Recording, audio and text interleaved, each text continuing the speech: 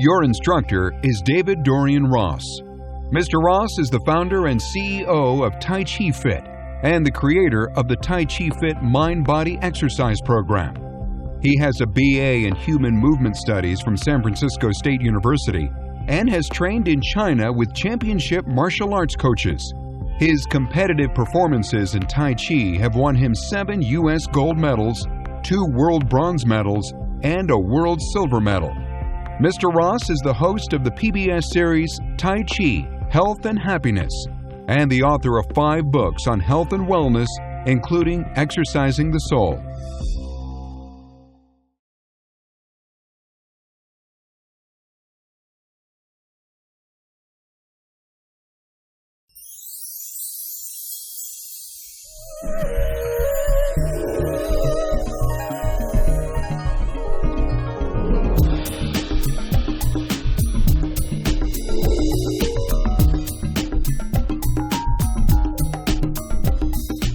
Ready?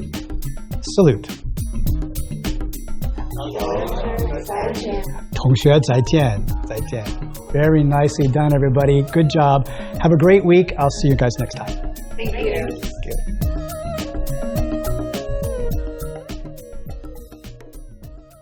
Well, welcome to my studio. This is a studio very much like the studio that I walked into almost 40 years ago. San Francisco, Chinatown, 1970s. And you could imagine yourself as being one of my new students in my studio. Just imagine that you've just walked up 3 flights of stairs into this place to find out more about this Tai Chi Kung Fu thing that you've been hearing about. Now, for my part, I'm going to treat you like a special student because I'm impressed by your seriousness, by your interest in learning about Tai Chi, about a path to mastery of Tai Chi. I'm going to treat you like what we call an indoor student. Now, in the old days, there were basically 2 kinds of students. One was called an outdoor student, and these were the people who came to most of the regular classes. Maybe they would learn a little bit from the master, mostly from the senior students, the disciples of the master, and they would learn the basics of the movements, the fundamental principles, and would make progress on sort of a hobby level. But then there were the indoor students, special students that the master would take aside and treat very differently. Some of those students actually went on to become disciples, sort of a higher level. But indoor students were called indoor because the master would literally take them into his house or into a special, section of the studio and then close the door so that the outdoor students didn't hear what the master was teaching the special students. And what the indoor students got was a little bit beyond what everyone else learned. They would all learn the basics of the movements and the basics of the principles and fundamental philosophy about the connection of energy and the interactive technique.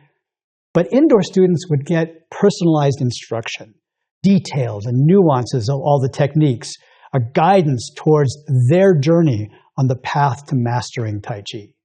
And that's how I'm going to treat you in the next little bit that we have together, the next 24 lessons that we can have together. Before we get started, it's very common for me to show a little demonstration, a little sample, maybe the first section of the routine that we're going to learn together. Just a nibble, and then we can talk more about it and even do a few movements together.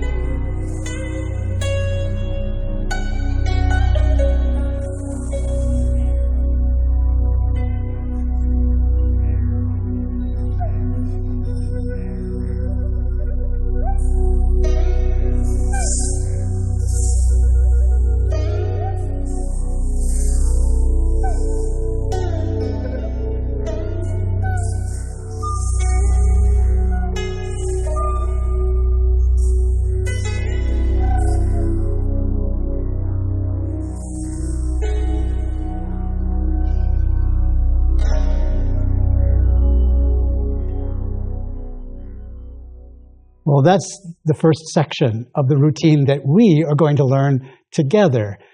And I can tell that you're already itching to get up and get moving. So let's do something I call easy Tai Chi or flow version Tai Chi. You don't have to know anything yet. I am going to teach you something basic to get us started in this first lesson. But for right now, just do what you see. Follow me. You can stand facing me. And you know what? Let's just start out with our feet apart. Toes pointing forward, or however makes you feel comfortable, and arms out to your sides, nice and easy. Wings of a great bird. And then let them fall. Beautiful. Now the breath guides the movement, so as you breathe in, the body rises. And as you breathe out, the body falls. Breathe in. Rounding out your arms, gather everything in towards the center of the body. Palms turn down and press down into the earth. We call this sinking the chi, gathering in the energy.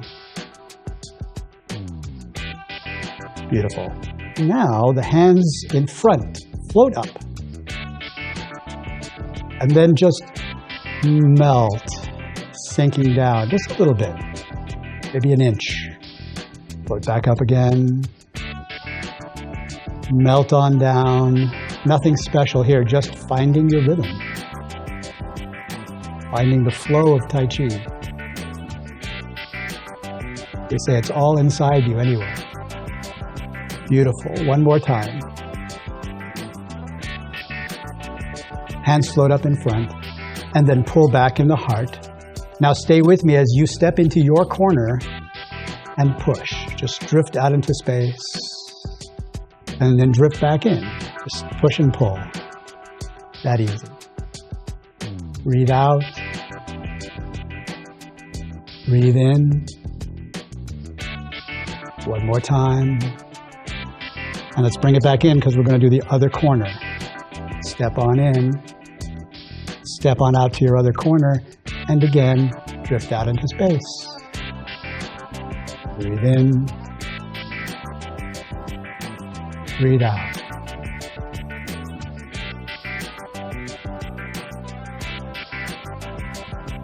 Nice.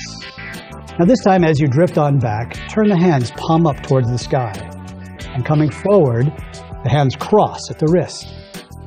Then open and stir as you turn the body, turn back, and shifting forward, cross the wrists again.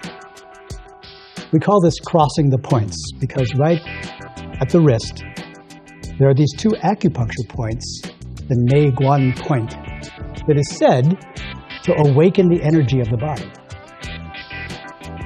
One more of these. And so perhaps you might be feeling a little tingle starting in your hands. Let's bring it on back in. One more time, we're going to do the other side. Step in, stepping out to the other corner. Push.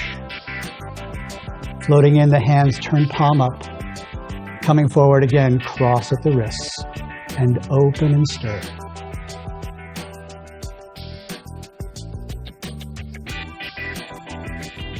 Now, if you don't feel the tingle, there's nothing wrong. For some people, it takes a long time.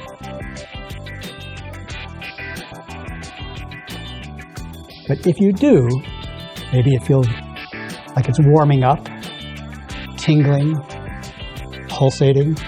These are very common signs that the energy has awakened and is beginning to circulate around your body. Let's bring it back into the center. Rounding your arms out, hands flatten, float all the way down. And one last time, sink the chi.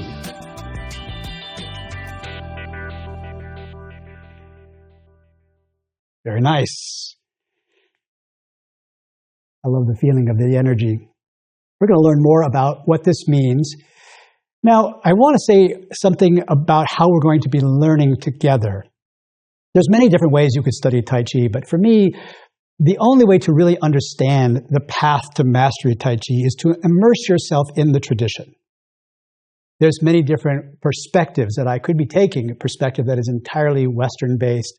But for me, once you're inside of the tradition, appreciating what it meant to awaken the energy, what it means to adopt the philosophy and the traditions of Tai Chi, is the only way to really understand what the ancient Tai Chi masters intended when they created it. So for our next 24 lessons together, this is the approach I'm going to be taking. You might call it a bit of a suspension of disbelief, and just allow yourself to appreciate from inside the tradition what the meanings of the different terms and concepts are. We might start at the very beginning with a question like, what is Tai Chi anyway? Now, here's the thing. What almost everyone, especially Westerners, mean when they say Tai Chi is really Tai Chi Chuan, which is an extremely unique, complex system of martial, meditative, therapeutic, and spiritual disciplines. Meaning, if you only think of it as a martial art, a system of self-defense, you'd be partially correct, but you'd miss the point. If you think of it only as an energy-based health and longevity practice, you'd be partially correct, but you'd miss the point. And if you think of it only as a philosophy that encourages what we call harmony and balance, you'd be right, but you'd miss the point.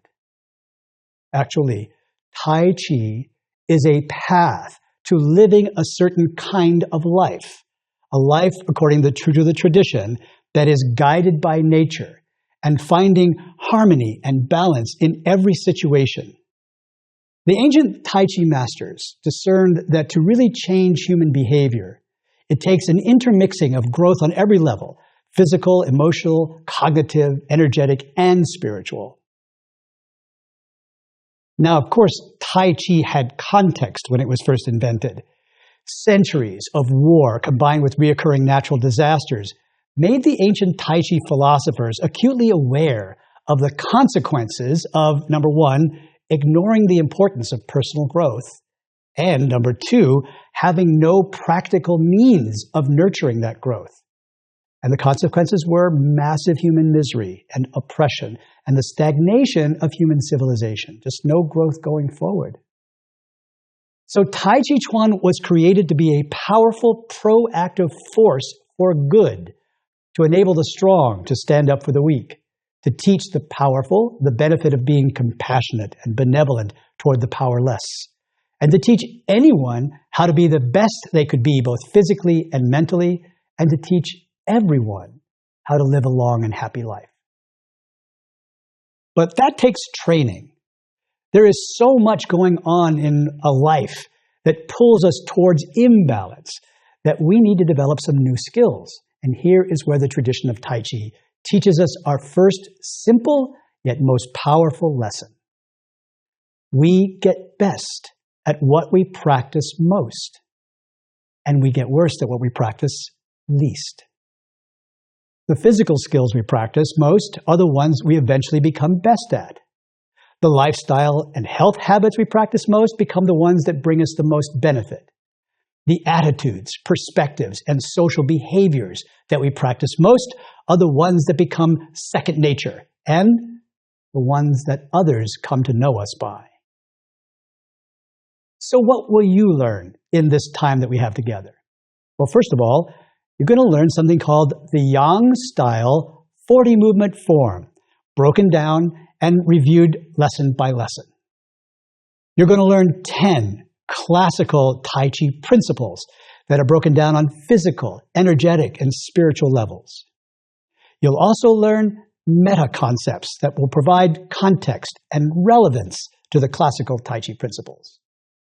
And hopefully, something of the flavor of what it's like to be a student, and an indoor student at that. Now, where do all of the things that I'm teaching you come from? Well, the principles and meta-principles and even the movements come from something known as the Tai Chi classics. The classics are a series of writings, treatises, essays, short poems, even bullet points, written by revered Tai Chi masters of the past. The classics are fairly consistent and repeat the ideas and instructions so many times that we eventually derive 22 key organizing principles of Tai Chi. In our time together, we'll focus on what are known as the 10 essential principles. Now, I think it's very important that you take principles in context. It is very easy to sort of get sidetracked and begin to think of the principles as rules. Now, rules tell you how you must do things, and if you break those rules, then the implication is that you're doing it wrong.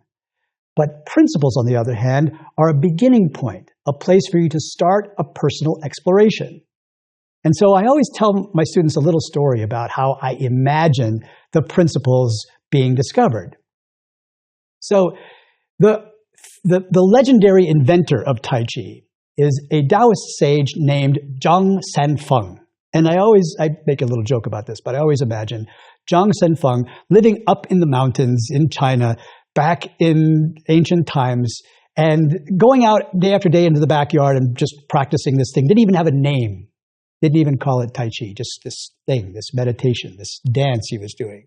Meanwhile, the wife is inside cooking dinner, cleaning the house. And here comes Zhang Sanfeng bursting into the house. And he says, "Oh my gosh, you wouldn't guess what I just discovered." And she goes, "Now what?" He goes, "There I was, out in the backyard, doing this dance thing, and all of a sudden my hips tucked under like this, and my head popped up higher, and this energy just came shooting out of the top of my head. Oh my gosh, it was the greatest feeling ever. I've got to write that down." And that's how we get one of our first principles, energy coming out of the top of the head. Remember, at one point in time, there were no Tai Chi classics. There was no codification of principles. Every single one of them was discovered by somebody. And in our time together, what I want to lead you to is a place where you can make your own discoveries. I'll give you some jumping off points, some context, some principles to start with. But your path to mastery has to be your own journey. Now let's talk a little bit about the routine that we're learning.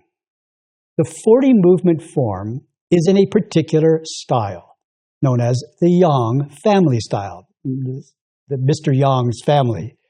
It is the style that I am personally most familiar with, although I've studied several different styles and competed internationally with different styles than Yang style. But I also choose it because Yang style is the most popular style around the world. So you should be able to find other teachers and other groups to practice with. Each style has its own repertoire of routines and drills. In the Yang style, the main routine is what's known as the long form, 103 movements. But this is a really long form for demonstration purposes or something to teach to new students. So in 1991, the Chinese government devised a 40 movement form by compacting the long form, cutting out some of the repetitions, making some of the sequences a little shorter, although the entire sequence is very similar to the long form. So let's get started. Now, before we learn the whole long form, and by the way, before we're done today, I'm going to demonstrate the entire routine for you. But let's start with some basic positions of the feet and of the hands. The first basic foot position is what we call the bow and arrow step, bow and arrow, although we usually just call it the bow step for short. It's a lunge position in which the front foot carries about 60% of the weight and the back foot carries about 40% of the weight.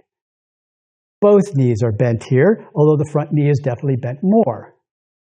The feet are turned in a particular direction. The front foot points straight forward. I am imagining a line of travel. I'm imagining actually an opponent standing right in front of me, and so this toe is pointing down towards that opponent. The back foot, on the other hand, is turned inward about 45 degrees. Now, look down between your feet and tell me whether or not you're standing on a straight line like a tightrope. If you are more likely to be in what we call a yoga lunge. Because a Tai Chi lunge is a little different. A Tai Chi lunge, instead of being on a tightrope, is like standing on railroad tracks, where one foot is on one rail and the other foot is on another rail. And the space in between is known as a channel. So every time I step into my bow step, I'm creating a channel. Here, let me show you that from a different angle. I'm going to step straight forward into a lunge, front foot pointing forward, back foot turned in 45 degrees, 60, 40, and channel right between. In the Tai Chi routine, we're going to be making series of these bow steps, and every time that you step into another one, you want to make sure you have all of these components, the feet in the right position, the channel in between the 2 feet, the weight distributed 60-40. Now, let's do this together. Take your left foot and step forward. Be careful that your back foot is turned in at 45 degrees and your weight is 60-40. Now we're going to turn around and make another bow step facing the opposite direction. Just relax, turn around, right foot steps forward. Now take a look down at your feet. Did you make sure that you have a channel, or did you go back stepping on the tightrope again? Very nice. The second basic foot position we have is what's known as an empty step. Now the empty step is like standing on one foot, and the other foot is out in front, just sort of tapping down on the ground. Sometimes I make the mistake of saying the toe taps down, so if you catch me, bear with me, because it's not really the toe that is touching the ground. The whole foot is relaxed, the ankle is relaxed, and the foot touches down probably more on the ball of the foot. Right? So it's not pointed like a dancer, but it's not flat either. Now the meaning of this foot position is that the front foot bears no weight. That's why we call it empty. This is full, this is empty, and here's how you test it. From your empty step position, pick up the front foot. Good. Now, if you had to first shift the weight and then pick up the foot, means that this wasn't empty and you had too much weight on it. The distance between the 2 feet, how much this is in front, is about 1 shoulder width. And the front toe is pointing straight forward, not turned out like a dancer, but straight ahead. And of course, you can make the empty step with either foot. So let's step with the weight on the right foot, and the left foot touches down. Very nice. Let's go right into our third step. The third basic foot position is called a T-step. The T-step is just like the empty step, except that instead of being out in front, the empty foot is right next to your supporting leg. And we can make the T-step with either foot. We call it a T-step, by the way, because from the bottom it kind of looks like an inverted T. Good. Now one last thing, and that is a position of the hands. This is a rounded sort of holding the ball kind of position, like I'm holding a big beach ball right in front of my chest. And in fact, it's called Bao Qiu, which means to hold the ball. Or sometimes we call it Bao Yue, which means to hold the moon, embracing the moon.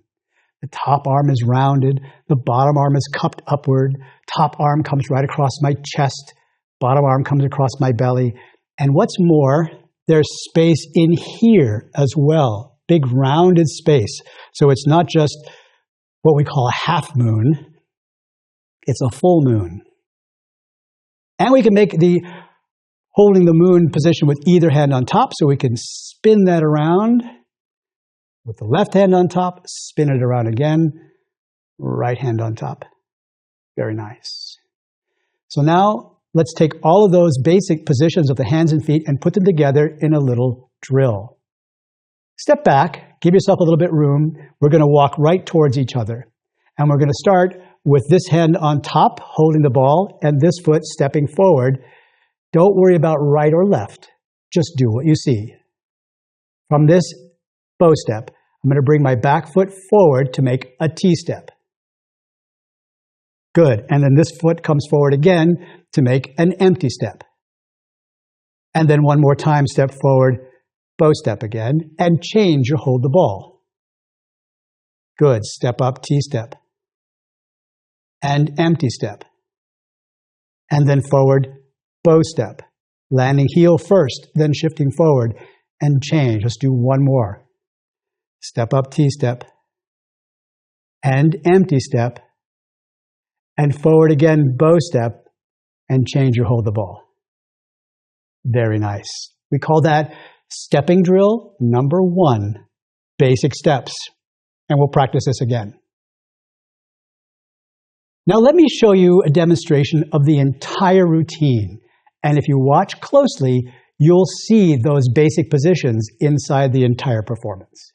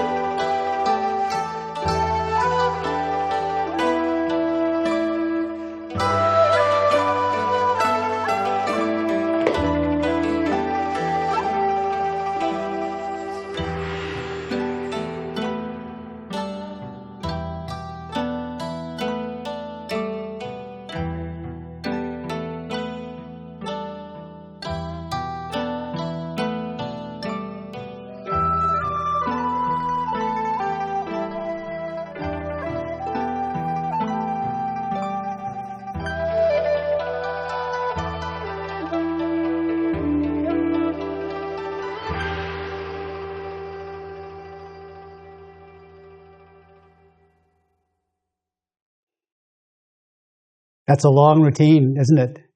And it seems like perhaps there's a long journey stretched out ahead of us. But you might have heard the expression that the journey of 1,000 miles starts with a single step. This phrase, 1,000 miles, is such a typical Chinese expression. 100 of this, 1,000 of that, 10,000 of those. It just means a lot, as in an unknowable number. How long is the journey? Who can tell?